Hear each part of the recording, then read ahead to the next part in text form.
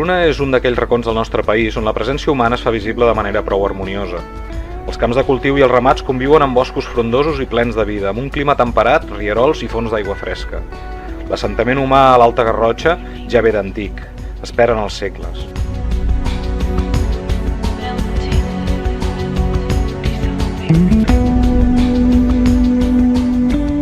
Tant l'església romànica de Sant Feliu, situada a la part alta del poble, com el castell de Rocabruna, enturonat i vigilant la vall, són clars exemples de la petjada antiga de l'home en aquestes valls.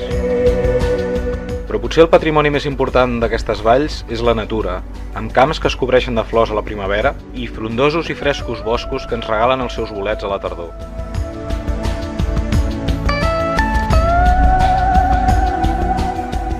Rocabruna és terra rica en fauna, ja siguin els ramats domesticats per l'home que corren pels seus prats, com aquells animals salvatges com el picot que fa el forat en els arbres o el porc senglar que corre entre els seus boscos. I no ens oblidem dels ratpenats, alguns dels quals dormen dins de la nostra mina. La mina de les Ferreres.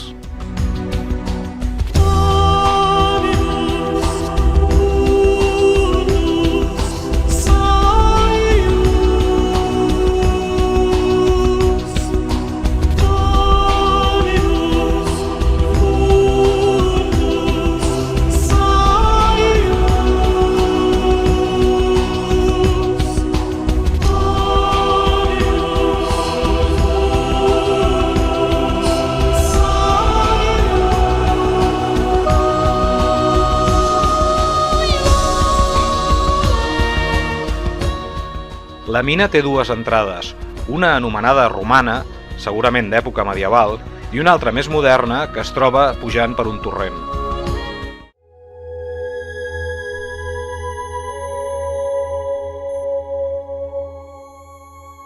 Ara ja podem entrar a la mina, ens acompanyeu?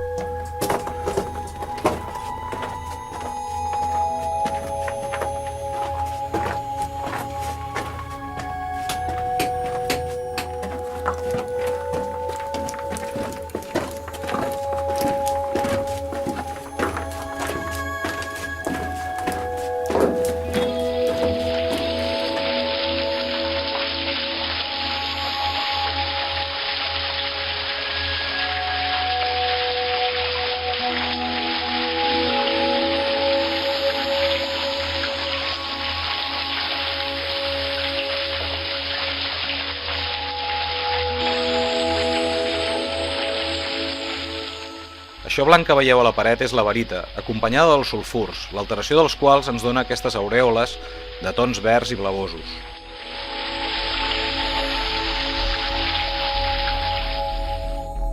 Pel nostre treball, els minerals més interessants són els secundaris, els que s'han produït per l'alteració d'aquests sulfurs que acompanyen la barita.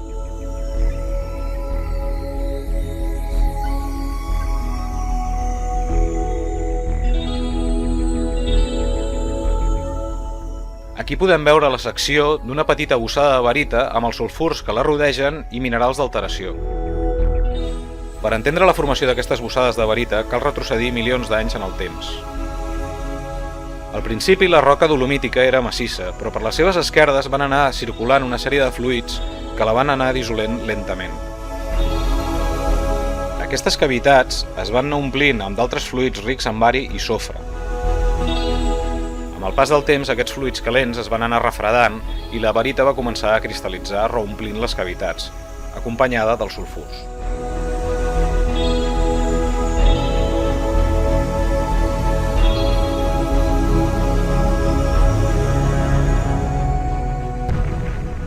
Si alguna cosa hem de destacar també d'aquesta mina és la seva grandària. Si atenem els planells aixecats a principis dels anys 80 pel doctor Albert Soler de la Facultat de Geologia de la Universitat de Barcelona, podem dividir la mina en 5 nivells.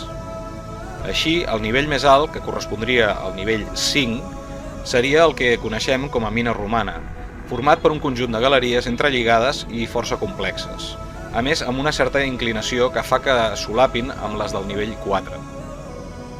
És en el 4 on trobem l'altra boca accessible de la mina. El nivell 3 i el nivell 4 es confonen en alguns pous i en algunes galeries. Tanmateix, per sota tenim els nivells 2 i 1. Tant el nivell 1 com el nivell 2 tenen un conjunt de galeries força extens. El nivell 2 es troba a l'alçada de la pista i temps enrere tenia una boca que permetia l'accés a la mina, i el nivell 1 es troba a l'alçada de la fàbrica i també té una boca que actualment està enrunada.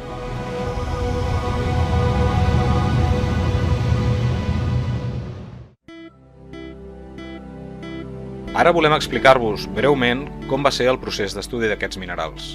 Primerament, el que es feia era mirar sota la lupa binocular les diferents mostres que s'havien extret per trobar aquells minerals que creiem podien ser interessants.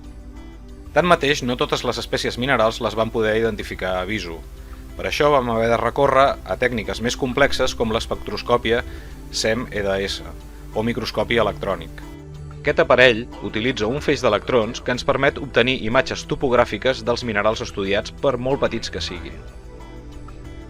A més, quan els electrons incideixen sobre la mostra es desprenen raigs X que poden ser analitzats i quantificats mitjançant detectors apropiats.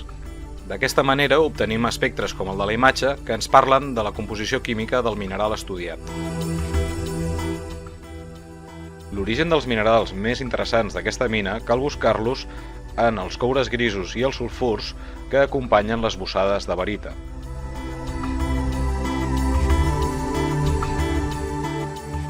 Tot i que la barita és un dels minerals més abundants de la mina, no és habitual trobar-la amb cristalls ben definits com els de les imatges.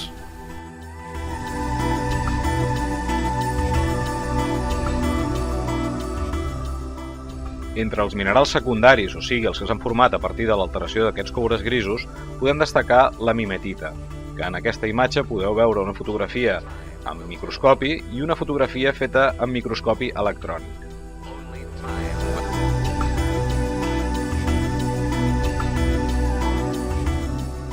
En els nivells més baixos de la mina podem observar formacions d'epsomita que han crescut sobre les parets.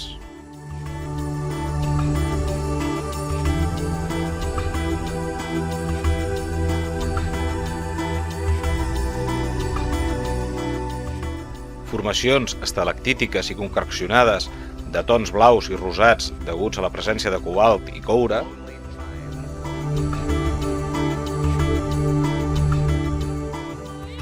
així com parets tapissades amb cristalls de guix formats per la percolació d'aigües riques en sulfat, de tons grogosos degut al ferro, i, reomplint esquerdes, petits vanos de cristalls blancs d'aragonita.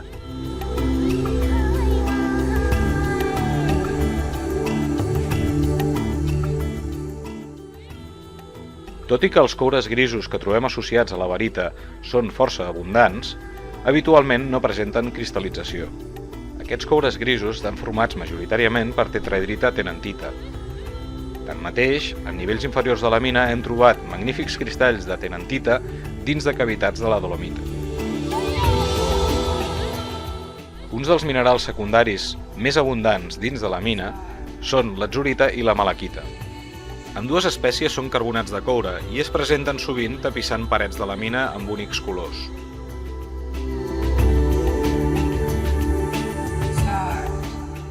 Un altre mineral molt interessant d'aquesta mina és la debillina, que es presenta com petits eriços al voltant de les aurèoles d'alteració en les parets dels nivells inferiors.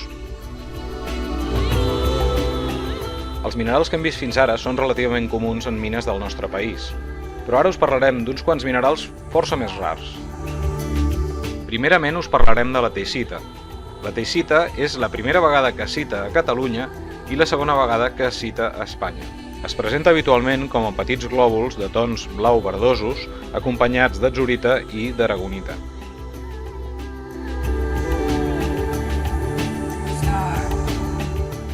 Un altre mineral molt interessant de la mina és la claraïta. Podríem dir que les claraïtes de la mina de les Ferreres són de les millors a nivell europeu i és la primera cita a Catalunya i la primera cita a Espanya. La major part dels minerals que hem determinat en aquesta mina porten coure o zinc, però hi ha alguns altres minerals escassos que porten cobalt. Aquest metall sol conferir unes tonalitats rosades i vermelloses als minerals que el contenen. D'entre els minerals de cobalt que hem determinat en aquesta mina, volem destacar la cobalt corinigita, que és la primera cita a Catalunya i a Espanya. En aquesta mina vam trobar 3 minerals, dels quals no vam poder determinar de quina espècie es tractava en aquell moment. El primer va ser l'UK112, que posteriorment hem pogut determinar que es tracta de leogangita.